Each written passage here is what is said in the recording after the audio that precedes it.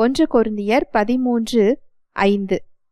அயோக்கியமானதை செய்யாது, தற்பொழிவை நாடாது, சினமடையாது, தீங்கு நினையாது.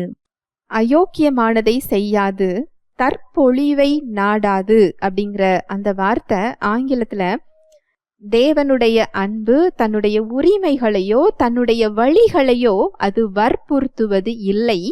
தேவ அன்பு தனக்கானதை தேடாது. இந்த அன்பு எத்தகையது என்று தேவன் வெறும் வார்த்தையினால் சொல்லவில்லை, தன்னுடைய செயலினால் அதை அவர் காண்பித்திருக்கிறார். தேவ அன்பு தியாகம் நிறைந்த ஒரு அன்பு. அவரே இறங்கி வந்து மீட்பு கொடுக்கிறது என்பது நமக்கு இலவசம், அவருக்கு அது இலவசம் இல்லை. அவர் அதை தேவனுடைய வல்லமையில இயல்புல வந்து அதை செய்யவில்லை.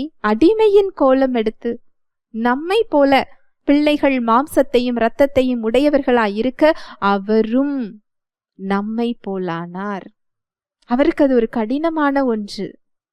அவருக்கானதை அவர் தேடவில்லை, அவர் நமக்கானதை தேடினார்.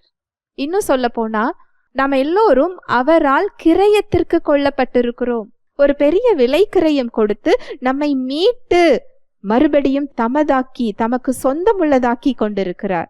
நாம் எல்லோரும் அவருடையவர்கள், அவருக்கு சொந்தமானவர்கள். ஒரு வாடகை வீட்டுல நம்மளால இஷ்டத்துக்கு ஆணி அடிக்க முடியாது. ஒரு போட்டோ போடுறதுக்கு ஆணி அடிக்க வேண்டும் என்றால் அதை வீட்டின் உரிமையாளரிடம் சொல்லாமல் அனுமதி வாங்காமல் நம்மால் அதை அடிக்க முடியாது. ஆனா நாம் எல்லோருமே அவருக்கு சொந்தமானவர்களாக இருக்கிறோம். அவருடைய விருப்பப்படி நம்முடைய வாழ்வை அமைத்து கொள்ளுகிறோமா, இல்ல நம் விருப்பப்படி நம்ம வாழ்ந்து கொண்டிருக்கிறோமா? இந்த தேவ அன்பு தன்னோட வழிகளை அது வற்புறுத்துவது இல்லை. நீ என்னுடையவன், நீ என்னுடையவள் என்று அது வற்புறுத்துவது இல்லை. எவ்வளோ பெரிய ஒரு அன்பு இல்லையா? இந்த அன்பு நமக்குள் செயல்படும் பொழுது அது ஒரு பெரிய தாக்கத்தை ஏற்படுத்தும். ஹல்லேலூயா.